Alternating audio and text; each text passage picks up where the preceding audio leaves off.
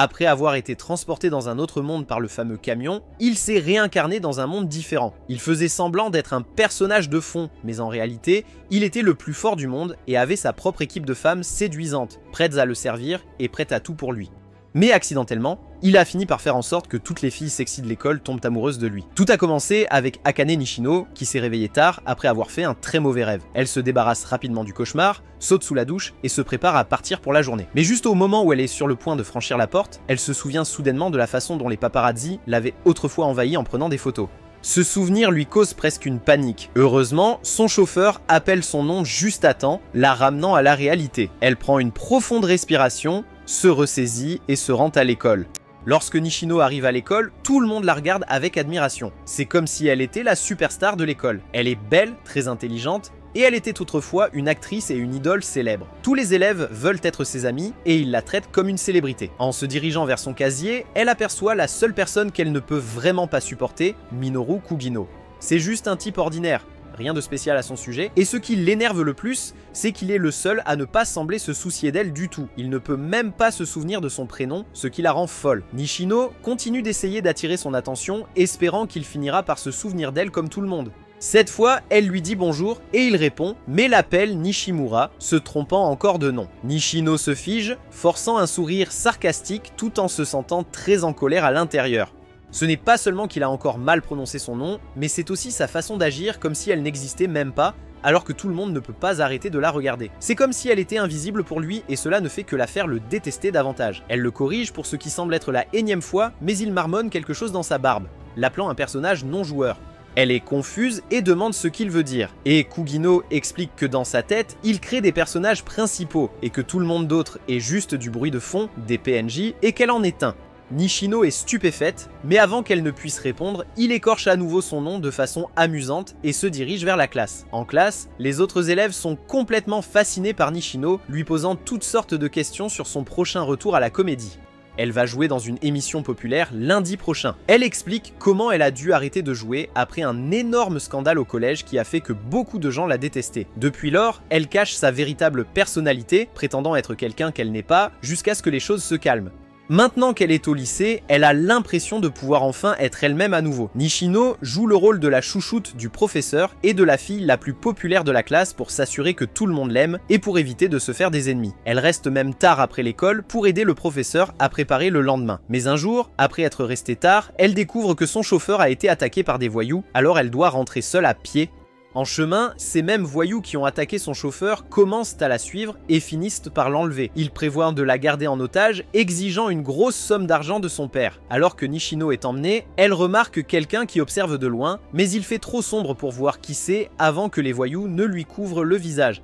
Nishino se réveille dans un entrepôt effrayant, terrifié car les voyous parlent de ce qu'ils feront si son père ne paie pas. Pendant ce temps, Kugino est à l'extérieur, utilisant un miroir pour regarder à l'intérieur et vérifier la situation. Après avoir évalué la situation, il se change en son identité secrète avant d'agir. Les voyous mentionnent que c'est la deuxième fois que Nishino a été kidnappé. La première fois, c'était par un fou obsédé, mais cette fois, c'est à cause des ennemis de son père. Un des sales types essaie de détruire son doux plan, mais avant qu'il ne puisse faire quoi que ce soit, Kugino traverse la pièce, se révélant comme un combattant habile et dur. Un des voyous pense que c'est une blague et sort une arme à feu, mais Kageno le désarme rapidement, laissant tout le monde choqué. Il se moque du manque de compétences du voyou et le neutralise rapidement. L'autre voyou réalise que Kageno n'est pas un simple combattant ordinaire. C'est un ancien militaire qui cherche un défi. Le voyou sort un couteau et parvient à infliger quelques coups à Kageno, mais ce n'est rien qu'il ne puisse gérer. Kageno sort alors son arme favorite, un pied de biche, et avertit le voyou de son utilité. Le voyou tente de maîtriser Kageno par la force, mais Kageno renverse rapidement la situation, révélant qu'il est connu sous le nom de Berserker, un nom qui effraie toutes les bandes de motards. Kageno casse les jambes du voyou et le tabasse, libérant Nishino. Mais aussi vite qu'il est apparu, Kageno disparaît dans la nuit. Plus tard, le père de Nishino arrive, utilisant ses relations pour dissimuler ce qui s'est passé afin qu'elle puisse continuer sa carrière d'actrice sans aucun problème. Mais le plus grand regret de Nishino est de ne pas avoir découvert qui était vraiment le combattant élégant qui l'a sauvé. Le lendemain à l'école, elle salue à nouveau Kageno, espérant qu'il se souviendra de son nom. Cette fois, il l'appelle vraiment par son vrai nom, ce qui la choque. Quand Kageno la regarde dans les yeux cette fois-ci, ça semble différent, comme s'il la voyait vraiment, et elle réalise que peut-être Kageno se cache aussi derrière un masque, tout comme elle. Mais avant qu'elle puisse lui demander quoi que ce soit de plus, Kageno a pris Truck-kun dans ses bras, mettant fin à ses jours dans le monde réel.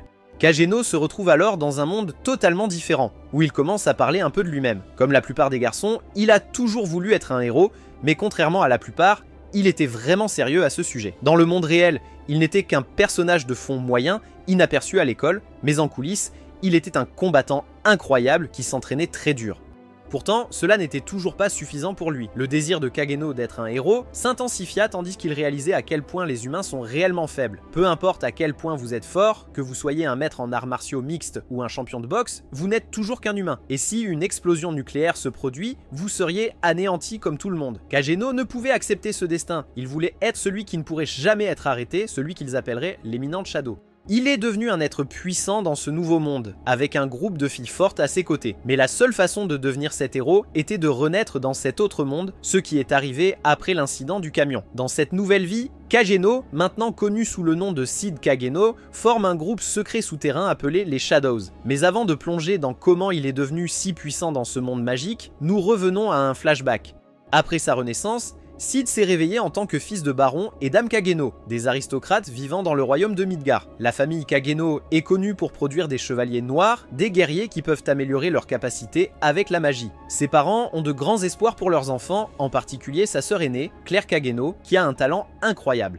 Seed a grandi dans l'ombre de sa sœur, mais secrètement, il menait sa propre double vie la nuit, traquant les bandits. Après avoir remporté un combat avec son épée de slime et sa combinaison, il découvre une étrange créature enfermée dans une cage. Curieux, Seed la ramène chez lui pour faire des expériences sur elle. Après un mois d'essais et d'erreurs, la créature se transforme en une belle elfe. Avant qu'elle ne puisse le voir, Seed fait semblant d'être cool, prétendant qu'il a brisé une malédiction sur elle et les descendants des héros. Il sort un livre fictif sur un démon nommé Diablo et invente une histoire sur 3 héros qui ont vaincu Diablo, mais pas avant qu'il ne les ait maudits. Seed lui dit également que le culte de Diablos prévoit de ramener leur patron à la vie et qu'elle en a été victime. Il se présente comme Shadow et demande à la fille de se joindre à lui dans sa mission pour éliminer le culte. Bien qu'il ait tout inventé, elle accepte de rejoindre son organisation, le Jardin de l'Ombre, et devient son bras droit sous le nom d'Alpha. 3 ans passent, et Seed, maintenant âgé de 13 ans, est vu en train de s'entraîner avec Claire. Même s'il pourrait facilement la battre, il retient ses coups et elle finit par l'envoyer valser. Dans ce monde, les nobles doivent aller à l'Académie royale des épéistes de Midgar pour chevaliers noirs quand ils atteignent 15 ans. Mais le jour du départ de Claire, elle disparaît et sa chambre est laissée en désordre. Pendant ce temps, une autre fille elfe nommée Beta, le premier membre recruté par Alpha, est introduite. Elle est juste l'une des nombreuses membres du Jardin de l'Ombre. Alpha et les autres sont occupés à trouver des pistes sur l'emplacement de Claire. Il est intéressant de noter que l'histoire inventée de Seed sur le culte de Diablos s'avère être vraie. Beta pense que Claire a été ciblée car le culte croit qu'elle est une descendante des héros. Elle présente une carte des repères ennemis, mais ils doivent encore découvrir où Claire est détenue. Seed lance alors un couteau de slime sur la carte, révélant l'emplacement de Claire. Seed ordonne à Beta de rassembler les membres d'élite du Shadow Garden, connus sous le nom de 7 ombres. Dans le même temps, le comte Grise, une figure éminente du culte de Diablo, ricane de Claire qui est piégée par des chaînes qui suppriment sa magie. Incapable de riposter complètement, Claire esquive ses coups avec une agilité remarquable. Grise commande ses compétences de combat améliorées en supposant que le baron Kageno était derrière ses progrès. Claire, cependant, rétorque en disant que c'était en fait son frère, Seed, qui l'a aidé à devenir plus forte. Lorsque Grise commence à montrer de l'intérêt pour Seed, la colère de Claire s'enflamme. Elle le menace, l'avertissant que s'il tente de faire du mal à son frère, il le regrettera. Ignorant la douleur de ses blessures, elle se jette sur lui. Mais Grise la domine rapidement, la rendant inconsciente avant qu'elle ne puisse continuer le combat, mais est ensuite alertée que des intrus sont proches. À sa grande surprise, tous ces hommes ont été vaincus par les Shadows. Grise essaie de combattre Alpha, mais il est complètement dépassé. Désespéré, il prend une pilule rouge qui booste sa puissance et parvient à repousser Alpha un peu. Mais quand il se rend compte qu'il est encore en infériorité numérique, il essaie de s'échapper, seulement pour tomber sur Seed. Seed bloque facilement son attaque et commence à lui faire la leçon sur les techniques de l'épée appropriées avant de l'achever. Ensuite, Seed prend le médaillon de Grise, qui a une photo de lui et de sa fille. Claire est ramenée chez elle en toute sécurité, mais elle est toujours contrariée et doit partir pour la capitale royale. Plus tard dans la nuit, Seed rencontre les 7 ombres pour discuter de leur prochaine mission. Cependant, ils lui disent qu'ils partent pour s'attaquer au culte de Diablos à une échelle plus grande. Seed les laisse partir, pensant qu'ils en ont simplement assez de jouer leur rôle. 2 ans plus tard, Seed va à la même école que sa sœur. Comme toujours, il s'en tient à sa routine de personnage de fond discret. Il choisit Skell et Po comme ses amis, deux gars qui sont au bas du classement des nobles. En chemin pour l'école, Skell et Po rappellent à Sid la punition embarrassante qu'il doit affronter pour avoir obtenu le plus bas score à un test. Il doit avouer son amour à la fille la plus populaire du campus et se faire totalement rejeter devant tout le monde. Quand ils arrivent à l'académie, ils voient la princesse Alexia Midgar, qui est très populaire, rejeter la déclaration d'un autre garçon. Avant la fin de la journée, Sid commence à se comporter comme son personnage de fond habituel, étant tout timide et nerveux autour d'Alexia, tandis que Skell et Po regardent depuis la ligne de touche. Sid avoue à Alexia, s'attendant pleinement à ce qu'elle le refuse devant tout le monde. Mais au lieu de le rejeter, elle le surprend en acceptant. La nouvelle se répand rapidement, et maintenant tout le monde peut imaginer comment il a séduit la fille la plus populaire de la classe. Pendant le déjeuner, Alexia a rejoint Sid et ses amis à leur table à la cafétéria. Comme ils sont assis avec une princesse, ils reçoivent une quantité supplémentaire de nourriture. Sid, essayant de dégoûter Alexia pour qu'elle le quitte, mange autant de nourriture qu'il peut aussi vite que possible. Au lieu d'être dégoûté, Alexia lui sourit simplement. Plus tard, leur instructeur d'escrime, Griffé Zenon, présente Sid à la classe en tant que nouveau membre de la section 1, tout cela parce qu'Alexia l'a aidé à monter depuis la section la plus basse. Ensuite, Sid et Alexia s'affrontent dans un match d'entraînement, et Sid remarque que les compétences d'épée d'Alexia ne sont pas si impressionnantes. Il trouve son style un peu ennuyeux. D'un autre côté, Alexia n'est pas impressionnée non plus par les compétences de Sid, et elle commence à s'énerver parce qu'il lui rappelle elle-même. Juste après qu'ils aient fini de s'entraîner, Zenon apparaît, révélant qu'il est en fait le fiancé d'Alexia. Plus tard dans la journée, Sid et Alexia ont une conversation sur leur fausse relation. Sid réalise qu'Alexia l'a choisi comme faux petit ami parce qu'elle pense qu'il est facile à contrôler puisqu'il est un noble de bas rang. Elle prévoit de continuer à prétendre sortir avec lui jusqu'à ce que Zenon annule leur fiançailles. Au début, Sid ne veut pas s'impliquer dans son drame, mais quand Alexia lui jette une pièce d'or, il change rapidement d'avis. Il attrape la pièce et le marché est conclu. Au fil des jours, leur fausse relation continue. Et cela commence à rendre les autres étudiants fous, surtout les garçons. Mais Zenon ne semble pas s'en soucier du tout. 2 semaines après le début de leur fausse relation, en train de prendre le train ensemble, Alexia se confie à Sid. Elle lui dit qu'elle a toujours l'impression de courir après sa sœur, Iris, qui est la fierté de leur famille, parce qu'elle est une combattante si forte. Peu importe combien Alexia essaie, elle ne peut pas rattraper Iris. Pour la réconforter, Sid dit à Alexia qu'il aime en fait ses compétences à l'épée. Mais Alexia l'ignore simplement, disant que sa sœur lui a dit la même chose après qu'elle a perdu dans un tournoi. Se sentant déprimée, Alexia tire son épée. Mais avant que les choses ne s'aggravent, le train s'arrête et elle descend. Sid pense que leur fausse relation est probablement terminée maintenant. Le lendemain, Zenon et ses hommes affrontent Sid. Apparemment, Alexia n'est pas revenue dans son dortoir la nuit dernière. Et comme Sid était la dernière personne vue avec elle, il l'accuse de l'avoir kidnappée. Entouré de chevaliers, Sid n'a d'autre choix que de se rendre. Pendant ce temps, Alexia se réveille dans une cellule sombre et effrayante, enchaînée par la magie. Elle remarque une étrange créature féminine dans la cellule à côté de la sienne. Bientôt, un docteur fou arrive, tout excité à l'idée d'utiliser le sang royal d'Alexia. Alexia, ayant du mal à garder son calme, demande pourquoi il veut son sang et le docteur explique qu'elle a le type de sang nécessaire pour ramener leur maître à la vie. De retour avec Sid, il est torturé pendant son interrogatoire, mais il fait semblant d'avoir beaucoup plus mal qu'il n'en a réellement pour ne pas trop se démarquer. Pendant ce temps, Zenon rencontre Iris, se sentant coupable de ne pas avoir protégé Alexia. Zenon dit à Iris que même si tous les indices désignent Sid, il n'y a aucun moyen que Sid ait pu battre Alexia. Iris ordonne la libération de Sid, mais elle prévoit toujours de le surveiller. En même temps, Claire, causant du bruit dehors, est retenue, mais elle exige de rencontrer les chevaliers à propos de l'arrestation injuste de son frère. La présidente du conseil étudiant, Rose, intervient pour l'arrêter. Une fois relâché, Sid, gravement blessé, retourne à son dortoir, mais il est suivi. Alpha, l'un de ses alliés de confiance, intervient et l'aide à s'échapper. Dans sa chambre, Alpha l'informe de la situation. Elle lui dit qu'il collecte encore des informations sur la secte qui a kidnappé Alexia et que leur groupe devient plus fort. Sid est content de l'entendre et est heureux que les filles de son organisation lui rendent parfois visite. Alpha explique ensuite qu'Alexia a été enlevée à cause de son sang royal.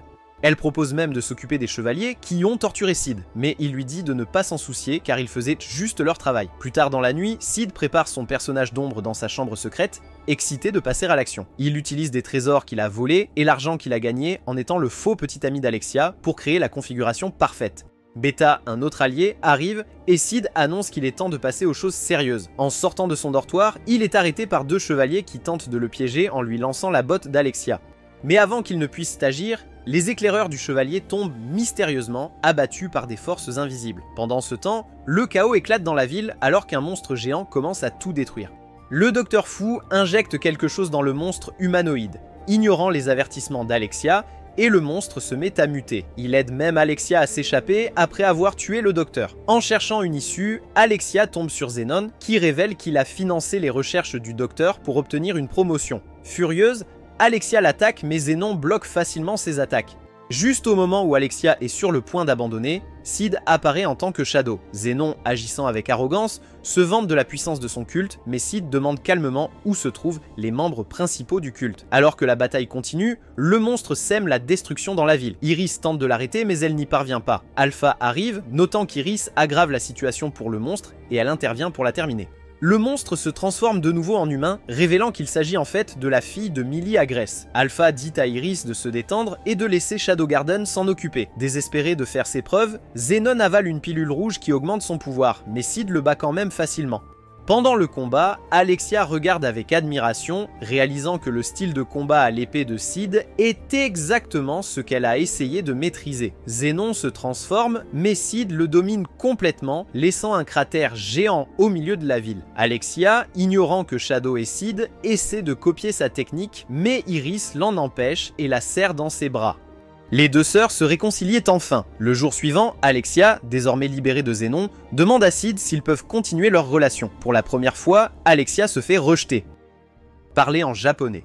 Et elle ne le prend pas bien. Elle se met tellement en colère que le mur se retrouve couvert de sang à cause de sa rage. Pendant ce temps, le groupe Shadow Garden a une réunion pour célébrer leur victoire. Mais ils parlent aussi d'un nouveau problème. Un groupe prétend être Shadow Garden et rend sa propre justice. Maintenant qu'Iris connaît le culte de Shadow Garden, elle choisit ses chevaliers les plus dignes de confiance, Glenn et Marco, pour rejoindre sa nouvelle équipe d'enquête.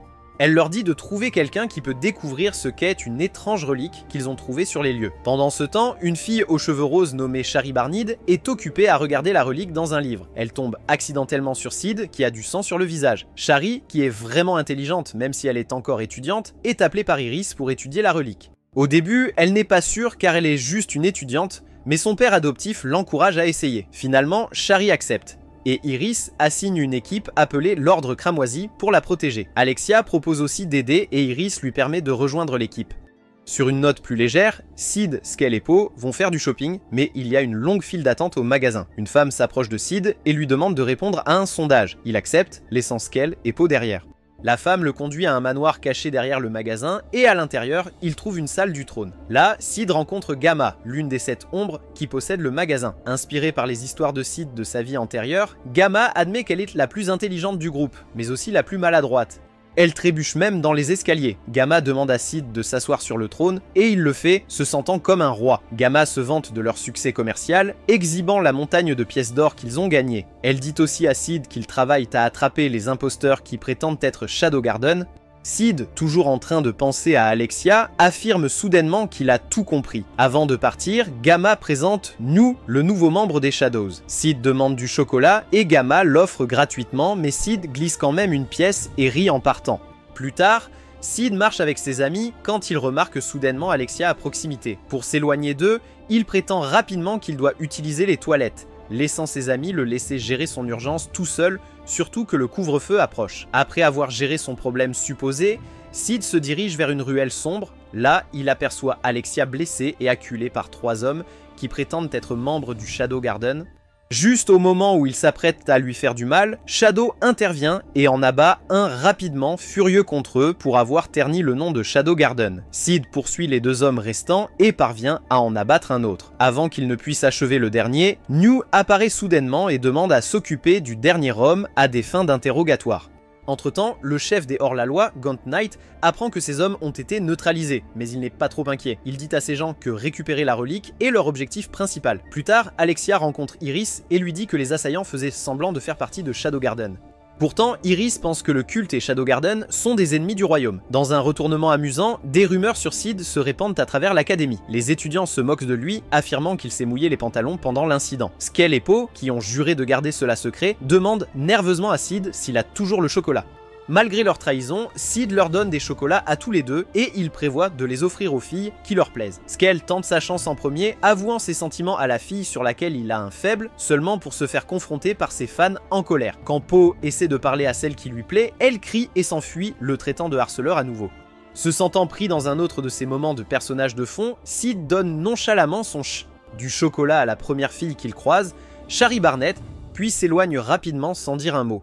Chez elle, Shari pense encore à ce qui s'est passé à la bibliothèque lorsque son père, Barnett, entre dans sa chambre et remarque les chocolats. Quand elle lui dit qu'un garçon les lui a offerts, Barnett taquine sa fille en lui disant que ce doit être une déclaration d'amour. Shari, toujours incertaine de ses sentiments, écoute son père plaisanter en disant que le garçon attend sa réponse. Elle se demande ce qu'elle doit faire ensuite.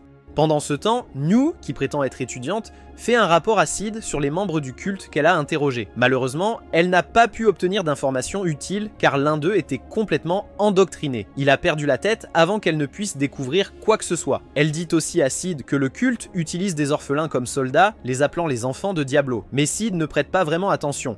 Son esprit est distrait par le tournoi d'escrime auquel son ami l'a inscrit. Nu parle d'un gars nommé Rex, un des enfants qui a encore quelques pensées à lui malgré le lavage de cerveau. Sid, toujours distrait, demande juste à Nu de lui laisser un peu de temps pour y réfléchir. Le tournoi commence et Claire gagne son match. Ensuite, c'est au tour de Sid de se battre contre Rose. Dès que le match commence, ils se précipitent l'un vers l'autre. Sid, jouant son rôle habituel de personnage de fond, utilise du faux sang pour donner l'impression que Rose l'a frappé très fort. Il appelle cette astuce son tornade sanglante. Chaque fois qu'il est mis à terre, il se relève, recrachant plus de faux sang. Il attend que Rose porte un dernier coup, mais l'arbitre arrête le combat et déclare Rose vainqueur. Alors que Sid est transporté à l'infirmerie, Rose lui murmure qu'elle le respecte pour son attitude de persévérance. Après avoir reçu des soins, Shari vient voir Sid. Elle le complimente pour son courage pendant le combat et lui donne des cookies. Elle propose ensuite qu'ils commencent par être amis, même si Sid est confus sur ce qu'elle essaie de dire. Pourtant, ils jouent le jeu. Juste quand les choses ne pouvaient pas être plus gênantes, Barnett rejoint leur table, rendant Sid encore plus mal à l'aise. Ne voulant pas être autour de personnes importantes, Sid trouve une excuse et part, prétendant que ses blessures sont trop douloureuses. Plus tard, Shari croise Alexia. Alexia pense que Shari veut parler du reliquat. Cependant, Shari demande si elle sort encore avec Sid. Rougissante, Alexia lui dit qu'ils ont rompu et n'ont jamais vraiment été ensemble, ce qui soulage Shari car elle a l'intention de sortir avec Sid. Maintenant, elle peut se concentrer sur ses recherches, mais Alexia ne se sent pas si calme, essayant de cacher à quel point elle est contrariée. Quelques jours passent, et Sid remarque que les gens sont gentils avec lui, bien qu'il ne sache pas pourquoi. Alors qu'il est perdu dans ses pensées, Rose et son assistant entrent pour parler des élections étudiantes à venir. Pendant ce temps, Gaunt Knight, le chef ennemi, met son plan à exécution, piégeant toute l'académie à l'intérieur d'une barrière magique. Comme d'habitude, Sid est le seul à réaliser ce qui se passe. Alexia arrive à la porte de l'académie et est horrifiée de voir les gardes allongés morts sur le sol. À l'intérieur de l'école, Sid remarque que sa magie ne fonctionne pas aussi bien qu'elle le devrait. Juste à ce moment-là, les enfants de Diablo font irruption dans la pièce, prétendant être des membres de Shadow Garden. Ils annoncent qu'ils prennent le contrôle de l'école, ce qui pousse Rose à lever son épée. Mais à sa grande surprise, sa magie ne fonctionne pas et les ennemis détruisent son arme. L'un d'eux s'approche pour l'achever, mais Sid intervient et la sauve. Non pas parce qu'il s'en soucie, mais pour jouer le rôle d'un personnage secondaire qui meurt de manière dramatique. Cependant, Rose comprend mal et pense que Sid se souciait vraiment d'elle. Les ennemis rassemblent tous les étudiants et les traînent dans l'auditorium. Laissé pour mort, Sid utilise sa magie pour secrètement se ranimer en frappant sa poitrine, puis transforme sa magie en fils pour contrer l'effet de blocage de la barrière. Ailleurs, Shari est occupée à étudier la relique quand Rex la vole en passant par la fenêtre. Avant qu'il ne puisse la blesser, Glenn arrive juste à temps pour bloquer l'attaque de Rex. Marco, qui se bat à proximité, dit à Shari de courir. Avec la barrière toujours en place, Iris hésite à donner l'ordre de secourir les élèves, ne sachant pas comment passer à travers. Pendant ce temps, Sid est perché sur un toit, éliminant tranquillement les ennemis un à un en attendant que les chevaliers agissent. Il aperçoit Shari errant dans l'école, complètement inconsciente du danger autour d'elle. Juste au moment où elle trébuche dans les escaliers, Sid la rattrape et lui donne une sévère réprimande avant qu'il ne se dirige vers le bureau de son père. Là, Shari trouve le livre qu'elle cherchait et identifie l'artefact comme l'œil de l'avarice, qui absorbe la magie et laisse tout le monde sans pouvoir. Encore pire, explique-t-elle, l'œil explosera une fois qu'il sera complètement chargé. Mais il y a de l'espoir. Shari révèle que la relique qu'elle étudie peut contrer l'œil de l'avarice car elle peut stocker beaucoup d'énergie magique. Sid part rassembler les outils dont Shari a besoin, mais en chemin, il tombe sur Rex et quelques autres ennemis mineurs. Il les gère rapidement, et Rex, pensant que Sid utilise une relique spéciale pour se rendre plus rapide, tente de le piéger avec une barrière enfilée. Son plan échoue complètement. Rex regarde autour de lui et réalise que ses camarades sont tous à terre et sa confiance disparaît. Peu de temps après, un nouvel arrivant trouve Glenn et Marco. Glenn n'a pas survécu et Marco est gravement blessé. Il est révélé que Marco était son fiancé. Incertaine de quoi faire ensuite, Nu hésite, mais Sid revient avec les outils. Nu l'informe que des renforts sont arrivés et attendent ses ordres. Après que Shari ait fini d'affiner la relique, elle conduit Sid à travers un tunnel caché qui mène à l'auditorium. Pendant qu'il marche, Shari a des flashbacks de la mort de sa mère. Après la mort de sa mère, Barnett a recueilli Shari et l'a élevée comme sa propre fille. Shari, voulant le remercier, a promis de l'aider dans ses recherches. De retour au présent, Shari entre dans l'auditorium et active la relique, annulant les effets de l'œil de l'avarice. Avec leur magie retrouvée, les chevaliers passent à l'action, transformant l'auditorium en champ de bataille. Iris devient de plus en plus méfiante des intentions de Shadow Garden. À l'intérieur de l'auditorium en feu, Shari cherche frénétiquement son père. Pendant ce temps, Sid affronte Barnett, qui se révèle être le chevalier squelettique. Quand Sid demande pourquoi Barnett a fait tout cela, il explique qu'il était autrefois un grand épéiste, mais qu'il est tombé malade et a désespérément cherché un remède. Il a trouvé l'œil de l'avarice avec l'aide de la mère de Shari, mais quand elle a voulu le remettre au gouvernement, Barnett l'a tué. Shari, ne connaissant pas la vérité, a continué le travail de sa mère. Sid propose de régler les choses une fois pour toutes, mais Barnett le met facilement à terre.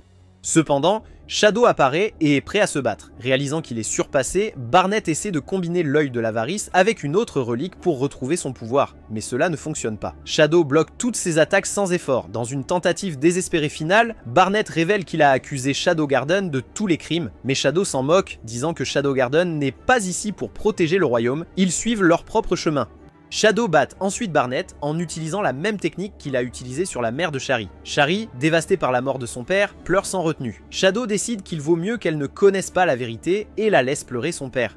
Après la bataille, Shadow Garden est déclaré ennemi du royaume, et l'Académie accorde à tout le monde des vacances d'été anticipées à cause des dégâts. Avec ses deux parents partis, Shari dit à Sid qu'elle part étudier à l'étranger et commencer une nouvelle vie. Sid lui demande quel est son nouvel objectif, mais elle refuse de le lui dire, disant que c'est un secret.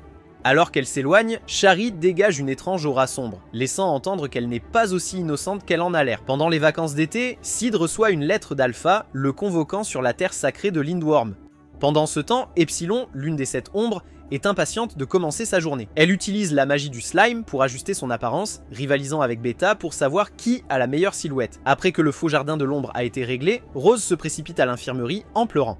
Elle prend la main de Sid et, pensant qu'il se soucie vraiment d'elle, lui offre son cœur. Plus tard, on les voit tous les deux dans un train en direction de Lindworm, bien qu'ils se soient rencontrés par hasard. À leur arrivée, un porte-clés attire l'attention de Sid. Elle montre un bras démoniaque transpercé par une épée, représentant le héros Olivier coupant le bras gauche de Diablo. Rose explique qu'ils sont dans la ville où la bataille légendaire a eu lieu. Elle ajoute que les ruines de Lindworm sont censées être l'endroit où le bras de Diablo est scellé. En se promenant, il tombe sur une séance de dédicace d'un auteur célèbre nommé Natsu. Rose, excitée, se précipite pour faire signer son livre. Pendant ce temps, Sid remarque que les livres sont des versions plagiées de récits de sa vie antérieure. En se demandant si quelqu'un d'autre s'est réincarné comme lui, Sid fait la queue seulement pour être accueilli par Beta, qui a utilisé ces histoires pour gagner de l'argent. Plus tard, à la cathédrale, Alpha est vu debout à côté du corps de l'archevêque Drake, avant de partir alors que les chevaliers arrivent. Cette nuit-là, Sid aperçoit une silhouette masquée courant sur les toits. Il la poursuit et bloque son attaque. Epsilon arrive pour donner le coup de grâce final. Elle annonce que le bourreau de la secte a réussi à s'échapper, donc ils devront passer au plan B. Comme toujours, Sid est prêt à suivre son propre chemin en faisant les choses à sa manière. Sid, se sentant plutôt confiant dans sa force, décide de se détendre aux sources chaudes. À proximité, Alexia essaie de se calmer. Quand quelqu'un demande pourquoi elle est à Lindworm, elle dit qu'elle est une invitée spéciale pour l'épreuve de la déesse. Quand on pose la même question à Sid, il ment et dit qu'un ami l'a invité à regarder. Alexia explique que l'épreuve de la déesse est une grande bataille où les combattants affrontent d'anciens guerriers invoqués d'un endroit appelé le sanctuaire. Elle mentionne aussi qu'un épéiste nommé Venom a invoqué le héros légendaire Olivier une fois, mais il a quand même perdu le combat. Bientôt, le procès commence, dirigé par l'archevêque Jack Nelson. Avant que tout ne commence, Nelson n'a pas laissé Alexia l'enquêter, lui disant de se concentrer sur l'ancien archevêque à la place. Alors que le procès commence, un grand cercle magique se forme autour de la reine, créant une barrière. Le premier challenger, Butorius du royaume d'Oriana, s'avance, mais aucun ancien guerrier ne vient l'affronter, ce qui signifie qu'il n'était pas digne. À mesure que de plus en plus de combattants n'arrivent pas à invoquer qui que ce soit, Sid commence à imaginer à quel point ce serait cool s'il sautait dans l'arène pour surprendre tout le monde en tant que combattant mystère. Mais il réalise que les gens au hasard n'ont pas le droit de participer. Ce que Sid ne sait pas, c'est que Rose l'a secrètement inscrit pour montrer ses compétences et impressionner son père. Quand Sid le découvre, il décide de participer, mais sous son alter ego, Shadow. Lorsqu'il entre dans l'arène, tout le monde est choqué lorsqu'il invoque Aurora, la sorcière de la calamité, qui est l'une des sorcières les plus puissantes de l'histoire. Sid et Aurora se sourient avant que le combat ne commence. Aurora attaque en premier, lançant des lances magiques, mais Sid les esquive facilement. En un seul mouvement rapide, Sid la vainc.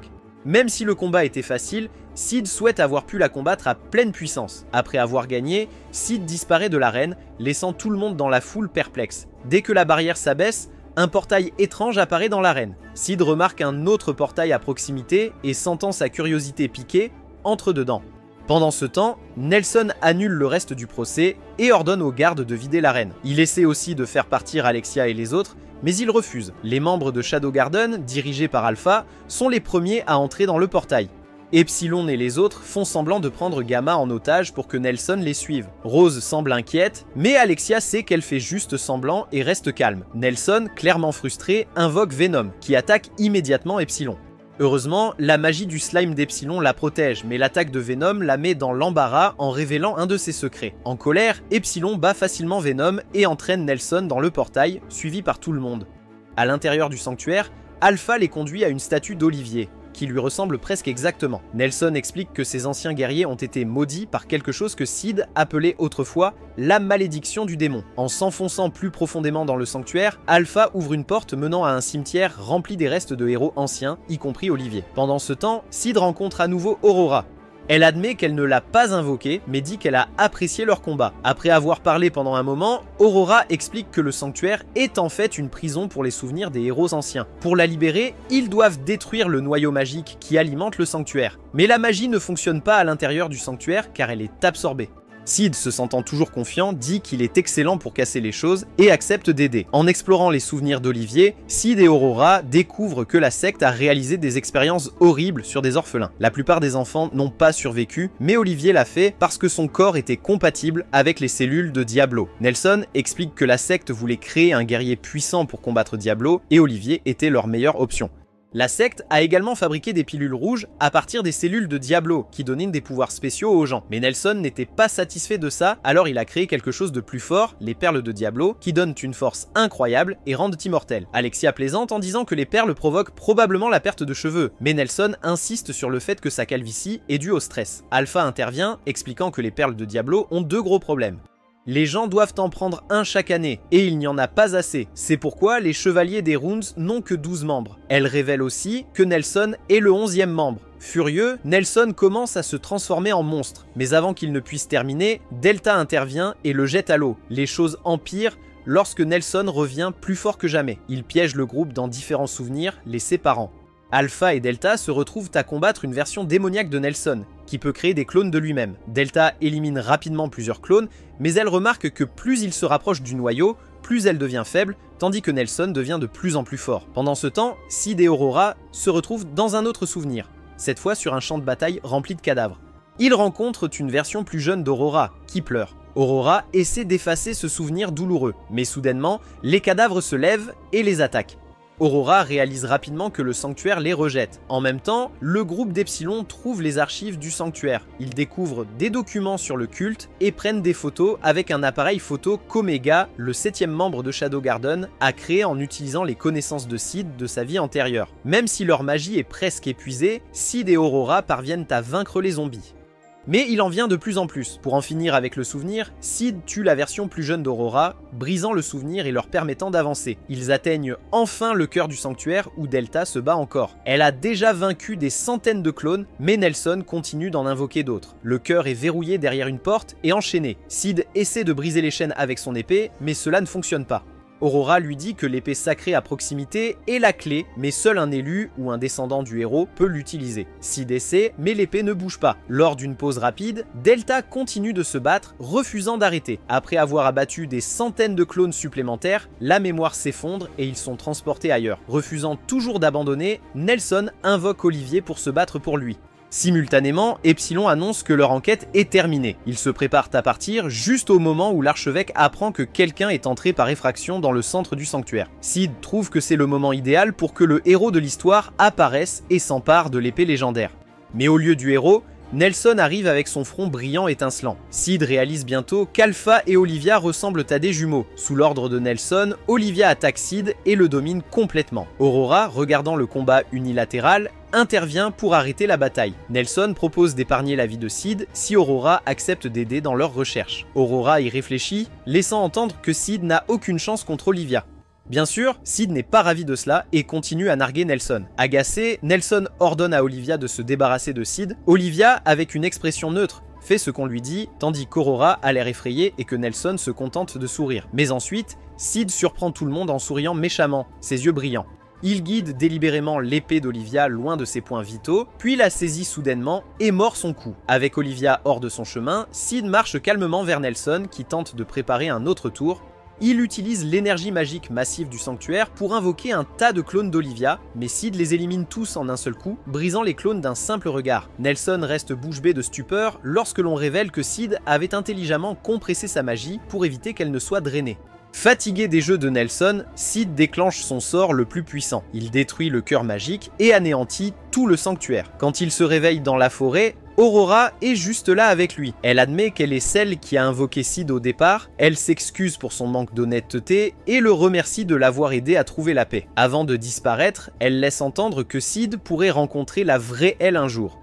Entre-temps, Alexia et Rose décident de faire équipe et de créer leur propre groupe pour enquêter plus en profondeur sur les mystères du culte dans le Jardin de l'Ombre. Natsume les rejoint aussi pour surveiller ce qu'ils font. Plus tard, Alpha et Kepsilon discutent de ce qu'ils ont trouvé dans les archives du sanctuaire. Ils ont découvert que la véritable identité d'Aurora est le démon Diablos. Epsilon propose d'en parler à Shadow, mais Alpha révèle que Shadow le savait déjà. Entre-temps, Alexia raconte à sa sœur Iris le lien du culte avec les anciens et les actuels archevêques. Iris pense qu'il y a une plus grande organisation derrière tout cela et décide d'enquêter sur l'église des enseignements divins. Elle dit aussi à Alexia qu'elle participe au Bushin Festival, un tournoi international d'escrime, pour gagner le soutien du public et faire en sorte que leur père l'écoute. Alors que le festival de Bushin approche, Rose s'entraîne dur mais quelque chose semble étrange. Elle révèle une étrange marque démoniaque sur sa poitrine. Enfin, le jour du festival arrive et les combattants les plus forts du monde entier se rassemblent dans la capitale royale. Comme d'habitude, Sid a un plan. Il va faire semblant d'être faible, laisser la foule se moquer de lui et ensuite surprendre tout le monde avec un énorme retour en force. Pour l'aider avec son déguisement, Sid demande de l'aide à Gamma.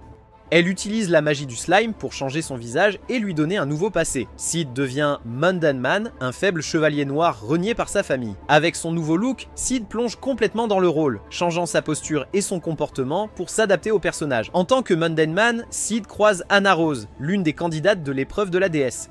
Elle lui dit qu'il a l'air trop faible pour concourir et qu'il devrait probablement abandonner. Mundan, en restant dans son personnage, lui dit de ne pas le juger sur son apparence. Ensuite, un gars nommé Quinton arrive et dit à Mundan d'abandonner avant de se ridiculiser. Mundan, clairement ennuyé, dit qu'il est plus fort que Quinton.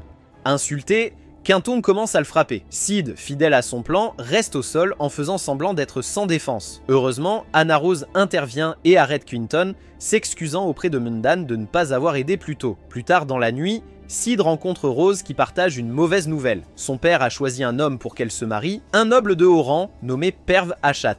Mais les choses sont pires que ça. Sa famille lui met aussi la pression pour qu'elle abandonne son poste de chevalier noir. Sid essaie de la réconforter en lui disant qu'il croira toujours en elle, ce qui l'aide à se sentir un peu mieux. Le lendemain, Skell entraîne Sid pour regarder les matchs préliminaires du tournoi. Skell collecte des données pour l'aider avec les paris, tout en continuant de parler de sa stratégie. Goldie, un chevalier avec un record invaincu, donne des conseils sur comment prédire le gagnant d'un combat. Sid s'ennuie et quitte juste au moment où le prochain match est annoncé, Gonzalez contre Mundan. Au moment où Mundan entre dans le ring, Goldie dit avec confiance que Gonzalez gagnera en moins d'une seconde. Skell, impressionné par la capacité de Goldie à évaluer les guerriers, est choqué lorsque Mundan est déclaré vainqueur à la place. La foule se met en colère, exigeant le remboursement de leur argent. Essayant de sauver la face, Goldie prétend que Gonzalez n'a juste trébuché et que c'est ce qu'il avait prédit. Anna Rose, qui ne pensait pas grand chose de Mundan auparavant, change d'avis après avoir vu ces deux coups puissants qui ont mis KO Gonzalez. Goldie doit affronter Mundan ensuite. Skell demande de l'argent à Sid pour parier sur Goldie, mais Sid refuse, essayant de sauver son ami de perdre de l'argent. Le jour suivant, Skell se précipite pour dire à Sid que Rose a poignardé son fiancé, Perv, et s'est enfui. Beta et Alexia, qui travaillent ensemble, conviennent d'enquêter sur la situation. Qu'elle a Ce qu'Alexia ne sait pas, c'est que Beta a déjà enquêté de son côté et a découvert où Rose se cache. Plus tard dans la journée, Sid rencontre Béatrix, une femme elfe qui cherche sa nièce. Elle dit que sa nièce est une belle fille qui lui ressemble, ce qui rappelle à Sid Alpha, bien qu'il garde cela pour lui. Soudain, Béatrix sort son épée et Sid fait semblant d'avoir peur, reculant en titubant et tombant. Béatrix rit et s'excuse, taquinant Sid en disant qu'elle pensait qu'il avait l'air plus fort. Au tournoi, Quinton s'approche d'Anna Rose et lui demande ce qu'elle pense de Mundan. Quinton a vu la victoire rapide de Mundan et est maintenant curieux de connaître sa force. Après l'avoir initialement sous-estimé, Anna Rose et Quinton sont maintenant impatients de voir le prochain combat de Mundan contre Goldie. Goldie entre sur le ring, prêt à combattre Mundan. Mundan, pas d'humeur, se craque le cou tranquillement et esquive les attaques de Goldie avec aisance. Étrangement, Goldie a l'impression d'avoir été frappé à l'estomac, bien que Mundan n'ait pas bougé. Frustré, Goldie utilise sa technique secrète à l'épée, mais Mundan éternue, déséquilibrant complètement le mouvement. Juste comme ça, Goldie perd pour la première fois, à la grande surprise du public. Pendant ce temps, Iris rencontre Perv pour lui donner le plan de sécurité pour le grand événement du festival de Bushin. Elle propose ses chevaliers pour aider à la sécurité, mais Perv refuse. Iris remarque que Perv semble en bien meilleure forme que ce qui a été rapporté, mais il balaie cela d'un revers de la main, disant qu'il peut tout gérer seul, tout comme quand elle a sauvé Alexia. Iris devient encore plus méfiante envers lui. Au tournoi, Mundan bat rapidement Quinton et sécurise sa place dans l'événement principal. Anna Rose, qui est maintenant son prochain adversaire, essaie de l'intimider, mais Mundan sourit simplement et enlève une lourde pièce d'armure qui tombe au sol avec un bruit fort, fissurant le sol. Pendant ce temps, on voit Rose courir à travers les tunnels, essayant d'échapper aux chevaliers qui la poursuivent. Plus tard dans la nuit, Sid entend un piano jouer et cela lui rappelle son enfance. Bien qu'on l'ait forcé à jouer, il a toujours apprécié un morceau en particulier, la sonate au clair de lune. Reconnaissant la chanson, Sid suit la musique, pensant qu'il pourrait rencontrer quelqu'un de sa vie passée. Il trouve Epsilon en train de jouer du piano avec Gamma et Beta à proximité. Epsilon se vante d'avoir des relations avec des personnes importantes et d'avoir même remporté des prix pour sa musique, bien que Sid sache qu'elle ne fait que plagier de la musique de son monde. Il ne sait pas quoi en penser. Pendant que Beta essaie de distraire Alexia pour qu'elle ne trouve pas Rose, Alexia découvre que Rose se cache dans les tunnels sous terre. Pendant ce temps, Rose, assise seule, réfléchit à quel point son père semblait étrange lorsqu'il a annoncé ses fiançailles. Les chevaliers agissaient bizarrement aussi, avec des sourires inquiétants. Rose se rend compte que Perv, un membre du culte, avait lavé le cerveau de tout le monde. Elle pense à se rendre pour arrêter une guerre entre Midgar et Oriana et sauver son père. Alors qu'elle se demande si Sid croit encore en elle, son corps commence à montrer des signes de possession. Juste à ce moment-là, elle entend à nouveau la sonate au clair de lune et la suit, finissant par trouver Shadow jouant du piano. Après avoir terminé la chanson, Shadow demande à Rose ce qu'elle veut vraiment. Rose dit qu'elle veut protéger les personnes auxquelles elle tient. Voyant sa détermination, Shadow lui accorde une puissante magie et la libère de la possession. Après lui avoir donné quelques conseils, Shadow disparaît alors que les membres du culte arrivent. Rose, utilisant son nouveau pouvoir, les vainc tous facilement d'un seul coup. Ressentant la montée d'énergie magique, Alexia et Beta la suivent jusqu'à Rose. Alexia l'accable de questions, mais Rose refuse de répondre, ne voulant pas entraîner son amie dans ses problèmes. Frustrée, Alexia décide de se battre avec elle pour obtenir la vérité. Après avoir vaincu Alexia, Rose l'amène à Beta et déclare qu'elle est prête à arrêter de se cacher et à commencer à se battre pour ce en quoi elle croit. Plus tard, Claire, qui a été en colère contre Sid toute la journée, se calme enfin et lui remet un billet pour le tournoi principal. Elle a remplacé Rose lors de l'événement. Quand Sid arrive sur le lieu, il se rend compte que le billet est pour une place VIP. Il se retrouve assis à côté d'Iris, qui lui dit qu'elle prévoit de recruter Claire dans son ordre personnel une fois qu'elle sera diplômée. Iris s'excuse également pour les problèmes causés par Alexia et son ancien fiancé Zénon. En regardant le tournoi, Iris mentionne que sa compétitrice préférée est Anne Rose, bien qu'elle ne prévoit de perdre contre personne. Sid demande si Mundan a attiré son attention, mais les étudiants autour d'eux le rejettent comme étant simplement chanceux. Sid est ravi parce que tout se passe comme prévu pour améliorer la réputation de Mundan. Iris parle ensuite de Béatrix, la toute première championne du festival Bushin et une maître d'épée elfique. Sid est surpris de voir à quel point Béatrix est célèbre. Sentant une forte présence à proximité, Sid s'excuse et tombe à nouveau sur Béatrix.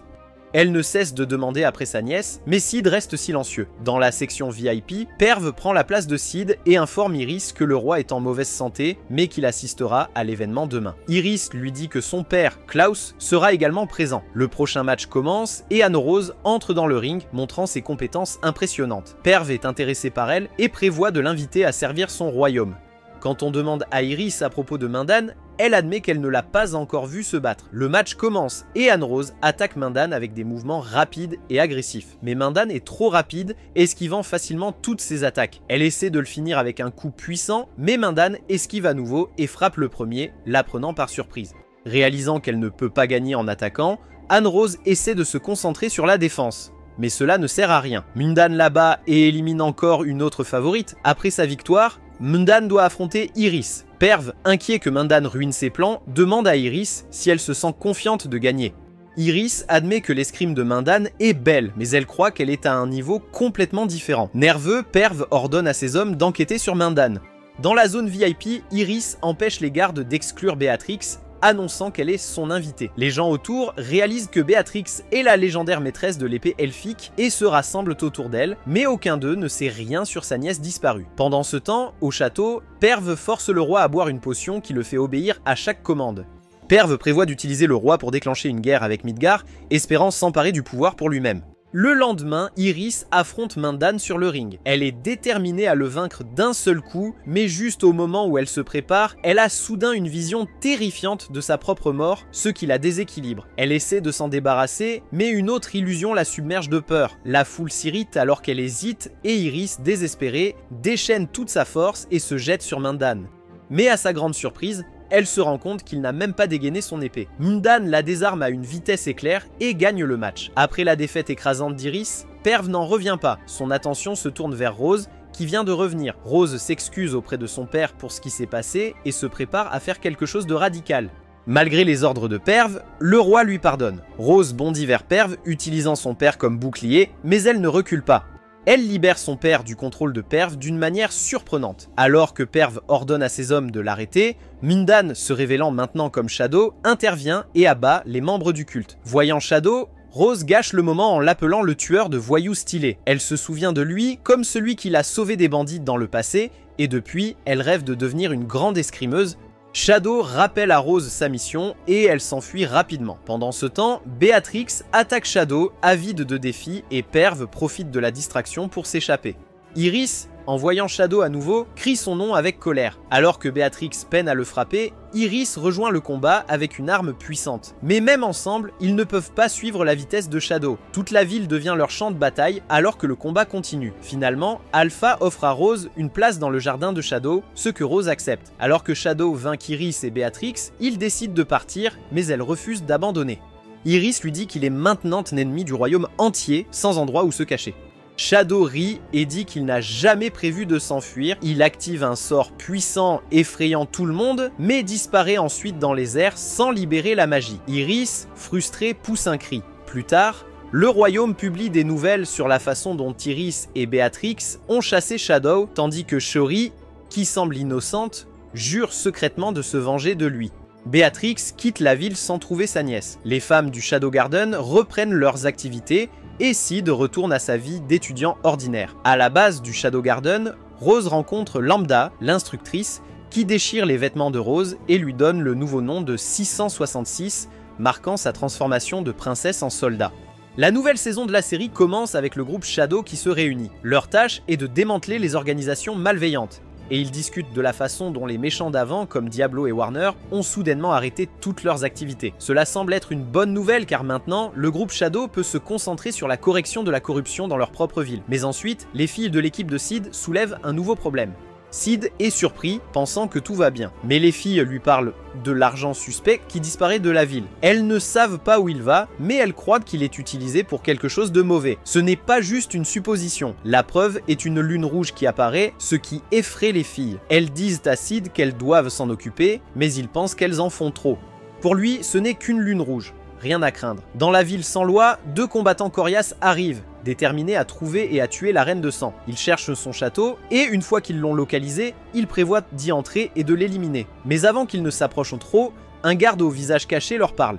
Il leur dit que seuls les invités, les serviteurs ou les combattants peuvent entrer, et qu'ils devront le battre pour passer. Ce garde n'est pas n'importe qui. C'est le démon blanc, un combattant qui a perdu un bras lors d'une bataille précédente, mais qui met maintenant à terre les combattants prétentieux sans aucun problème.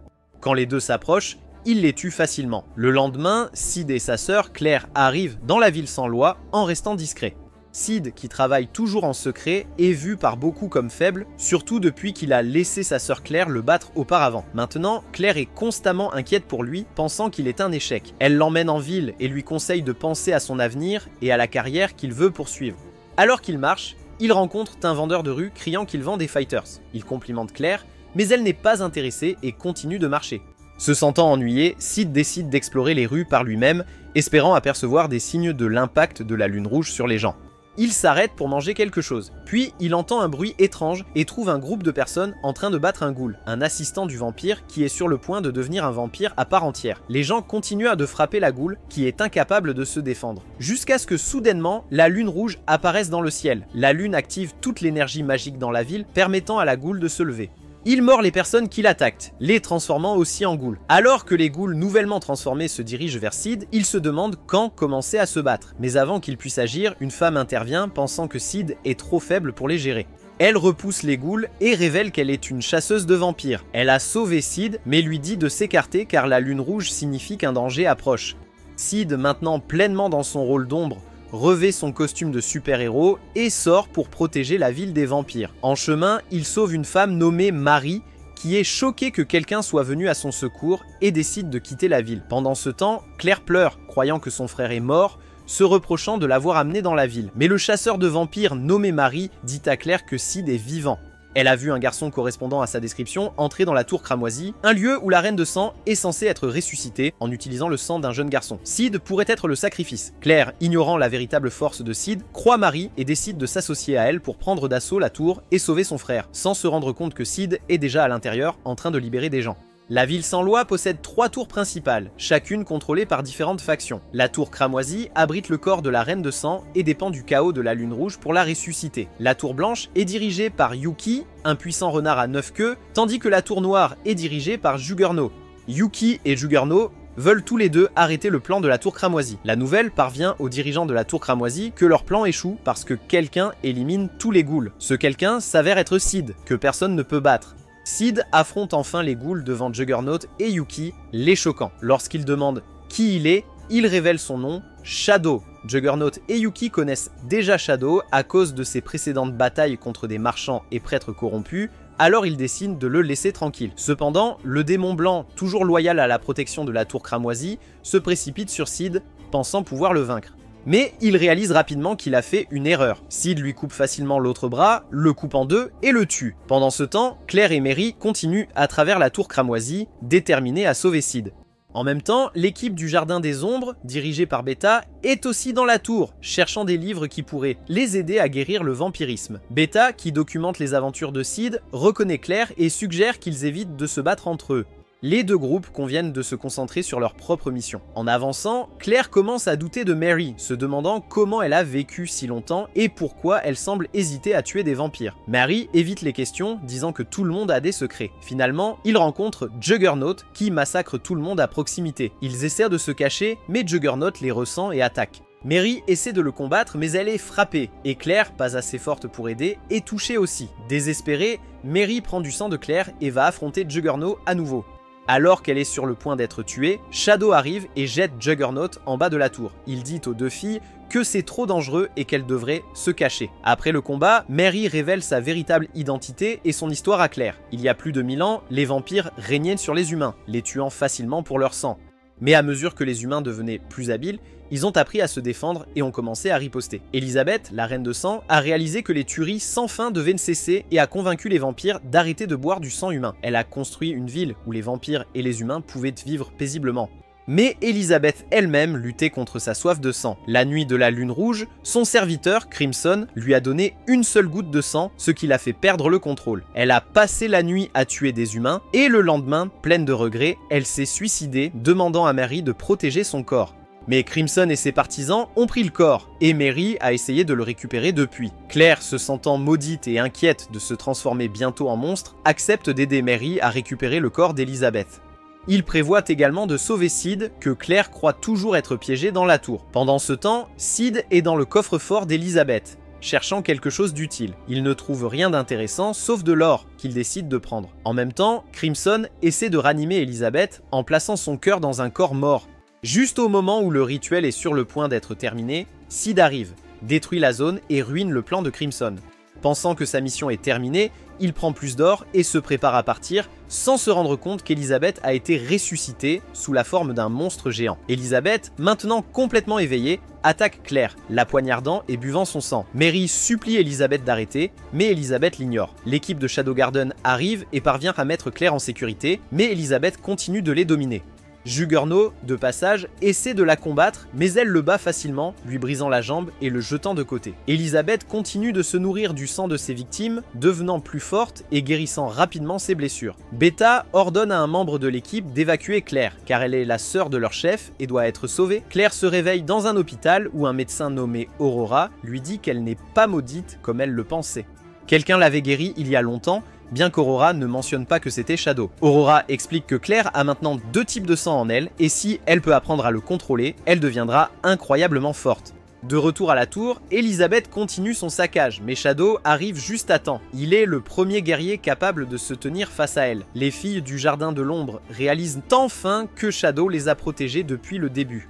Après un combat acharné, Shadow s'envole dans le ciel avec Elizabeth, lui disant qu'elle est malade et qu'elle doit être arrêtée. Il la détruit une fois pour toutes, ramenant tous les vampires à l'état d'humains normaux. La lune rouge reprend également sa couleur habituelle. Plus tard, on voit Sid manger dans la rue, pensant que tout ce qui s'est passé était normal. Il est plus inquiet pour Claire et le sang mêlé en elle, ne sachant pas si cela l'aidera ou lui fera du mal. Alors qu'il monte dans un train pour quitter la ville sans loi, Sid continue de s'inquiéter pour elle. Quand Claire demande s'il connaît Shadow, Sid répond que non, seulement qu'il se souvient que Shadow a brûlé leur école l'année dernière. Claire, maintenant avec de nouveaux pouvoirs dans sa main gauche, dit à Sid de ne pas s'inquiéter et il la rassure qu'ils vont bien tous les deux. L'esprit de Sid revient à l'or qu'il a pris, 500 pièces, il se dit que s'il a à nouveau besoin d'argent, il retournera dans la ville sans loi pour voler la tour blanche et la tour noire, puisqu'elles sont toutes deux encore debout. Après leur retour en ville, les membres de Shadow Garden ont été surpris de voir quelqu'un à la gare tenter de voler des marchandises commerciales. Lorsqu'ils ont interrogé l'homme, il a révélé qu'il travaillait pour Gardet, un nom auquel ils ne s'attendaient pas. Gardet était connu comme une personne respectable, quelqu'un qui n'était pas impliqué dans des activités criminelles. Cette révélation a troublé les membres. Cependant, malgré leur confusion, l'homme était toujours déterminé à voler, alors les membres l'ont rapidement tué pour éviter de perdre du temps avec des disputes inutiles. Ils ont réalisé que ce ne serait pas la fin, la nouvelle se répandrait et bientôt d'autres organisations viendraient probablement chercher à se venger. Cela signifiait que la ville était au bord d'un conflit sérieux qui pourrait mener à la guerre. Pendant ce temps, Sid passait du temps avec ses amis. Ils montraient fièrement leurs nouveaux vêtements, pensant qu'ils avaient acheté des articles de marque authentiques. Cependant, leur bonheur fut de courte durée lorsqu'ils découvrirent que tous les vêtements étaient des contrefaçons. Le choc était indéniable, et Sid commença à soupçonner qu'une organisation plus importante était derrière cela. Il produisait probablement ces produits contrefaits et gagnait beaucoup d'argent en trompant les gens pour qu'ils achètent de faux articles. Réaliser cela n'était pas un petit problème, Sid a décidé que ce serait sa nouvelle mission de découvrir qui était responsable. Comme il n'avait rien d'autre à faire, Sid a mis sa tenue de l'ombre et a pris le train pour enquêter sur l'étendue de ce problème. Dans le train, Sid a rencontré une femme qui lui a donné des informations précieuses. Elle a expliqué qu'il y avait maintenant 2 grandes entreprises contrôlant le marché dans la capitale, Garde Company et Mitsugoshi Company. Les 2 entreprises avaient produit des biens douteux, certains authentiques et d'autres faux, mais dans tous les cas, elles faisaient d'énormes profits. Pour se protéger de quiconque pourrait les défier, les 2 entreprises avaient engagé un chevalier puissant nommé Getan. Getan était extrêmement fort et personne n'avait jamais réussi à le battre. Il a aidé Garder à garder le contrôle de leurs affaires louches. Après être arrivé à destination, Sid a traversé le marché et a vu le chaos de ses propres yeux. Il y avait un nombre anormal de personnes autour des produits de Garder et de Mitsugoshi, les achetant sans réfléchir. Cependant, Sid a rapidement remarqué que le problème ne concernait pas seulement les faux produits. Il a compris que de la fausse monnaie circulait également. L'ensemble du commerce rapide de la ville a facilité l'acceptation de la fausse monnaie par les gens sans même s'en rendre compte. Cela a conduit Sid à décider qu'il devait enquêter non seulement sur les faux produits, mais aussi sur la personne responsable de l'inondation du marché avec de la fausse monnaie. Cependant, Sid avait ses propres problèmes financiers à gérer. Il se retrouvait souvent à devoir voler juste pour s'en sortir. Alors cette fois, il a décidé de rejoindre l'opération de contrefaçon. Utilisant le pseudonyme Jean Dupont, il a commencé à travailler avec la femme qu'il a rencontrée dans le train, s'assurant qu'elle ne parlerait pas de leur plan. Une fois satisfait, Sid s'est lancé dans le business de la contrefaçon d'argent. Sachant qu'il aurait besoin d'aide pour cette mission, Sid a recruté Delta, l'un des membres les plus puissants du Shadow Garden. Cependant, Delta avait une tendance violente, chaque fois qu'elle se battait, elle ne s'arrêtait pas tant qu'elle n'avait pas complètement anéanti ses ennemis. Le comportement sanguinaire de Delta n'est pas passé inaperçu. Bientôt, les décès de ceux impliqués dans l'opération de contrefaçon ont commencé à se propager, provoquant la panique parmi les organisations commerciales. Mo atteint Getan qui était furieux. N'appréciant pas la situation, il a envoyé un groupe de ses chevaliers les plus forts pour mettre fin au chaos et s'occuper de quiconque était derrière les attaques. Delta, qui était encore en train de faire des ravages, a continué de tuer quiconque se mettait en travers de son chemin. Lors d'une bataille, un homme a supplié pour sa vie, affirmant être son frère. Delta s'est approché de lui et a confirmé qu'il était effectivement son frère aîné, travaillant maintenant avec Getan. Malgré la révélation, Delta l'a tué de sang-froid quand même, disant à Cid de ne pas s'inquiéter. Elle a expliqué qu'elle avait plus de 1000 frères et sœurs, donc en perdre un ne lui importait pas beaucoup. Après cela, Delta n'arrêtait pas de déranger Cid, lui demandant de revenir avec elle dans sa tribu et de défier son père. Elle a expliqué que s'il gagnait, il pourrait devenir le chef de la tribu, mais Cid ne s'intéressait pas à la politique tribale. Il était concentré sur la découverte de qui se cachait derrière l'opération de contrefaçon et sur sa cessation. Peu après, Getan a appris la mort de 2 de ses soldats et que de l'argent avait été volé dans l'une de ses cachettes. Cette nouvelle a effrayé Garter, qui a suggéré d'arrêter toutes leurs opérations jusqu'à ce qu'ils puissent découvrir qui était derrière ces attaques. Mais Getan a refusé, disant à Garter que son travail était simplement d'écouter et de suivre les ordres. Getan croyait que les responsables des attaques venaient de Mitsugoshi et a décidé d'envoyer des combattants encore plus puissants pour les éliminer.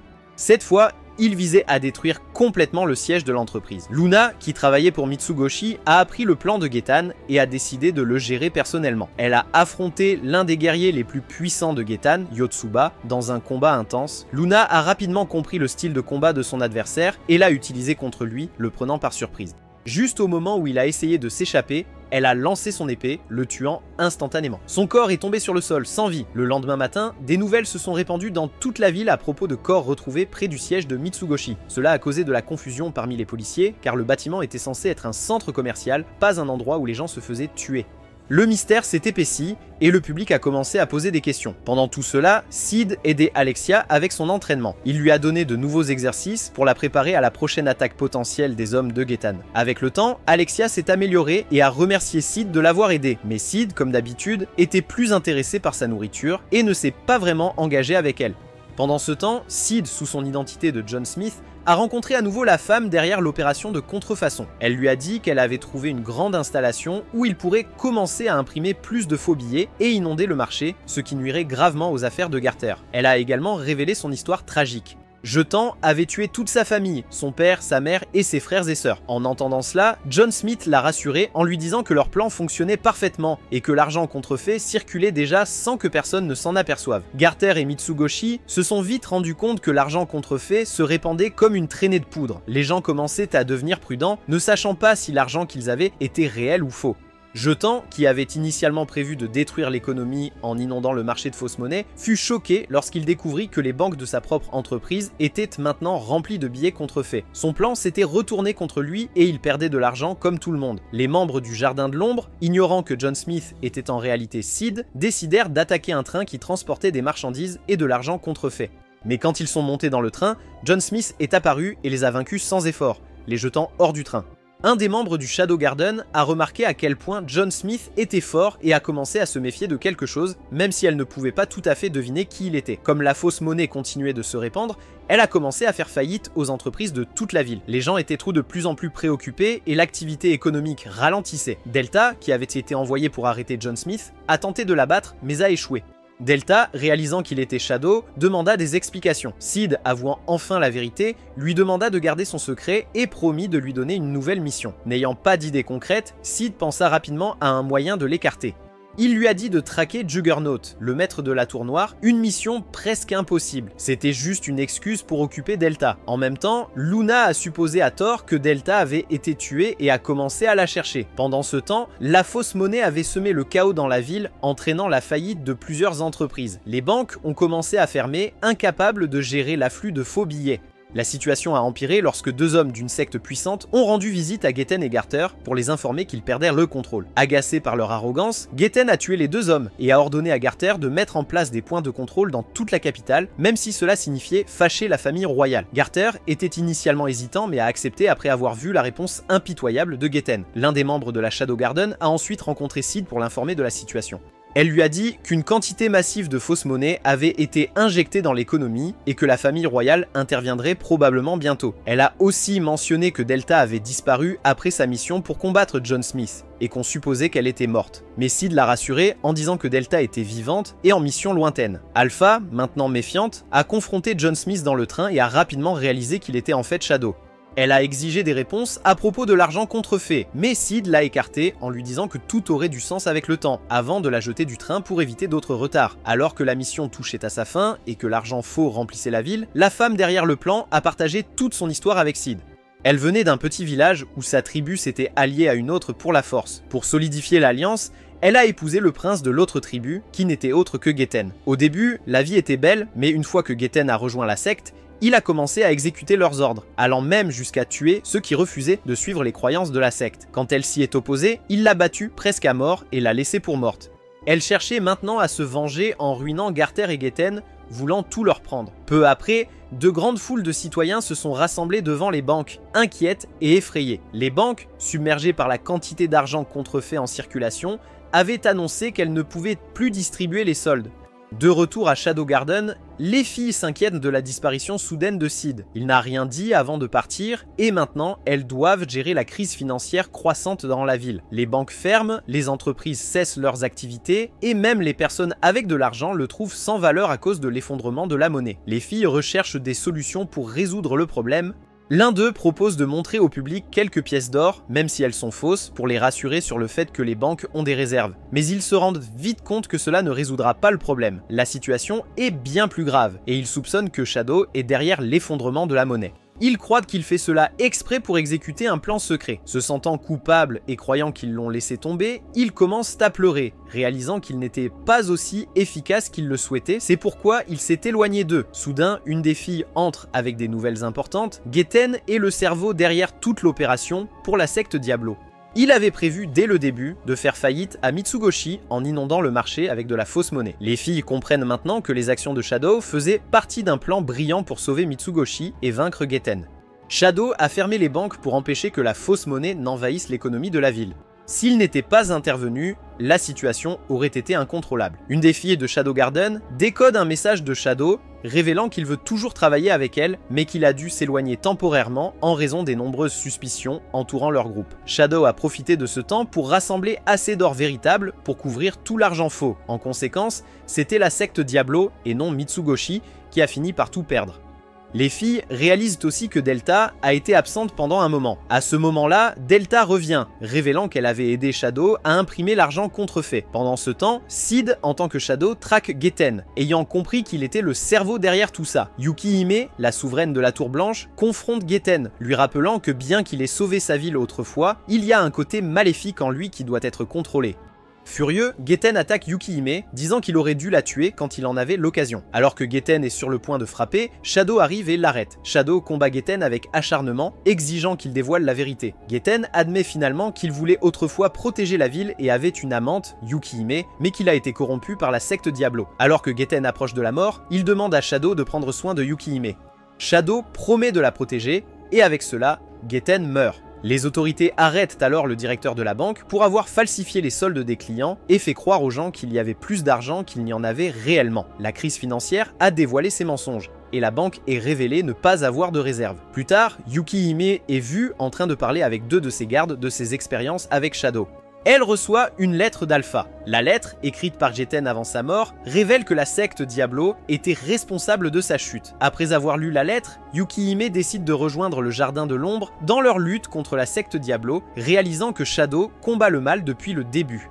Pendant ce temps, on voit Shadow creuser dans la glace, récupérant l'or véritable et l'argent légitime qu'il avait caché. Et c'est là que cette vidéo se termine. Regardez la prochaine et prenez soin de vous. Si tu as aimé cette vidéo, n'oublie pas de laisser un like et de t'abonner pour ne rater aucune vidéo sympa. À la prochaine!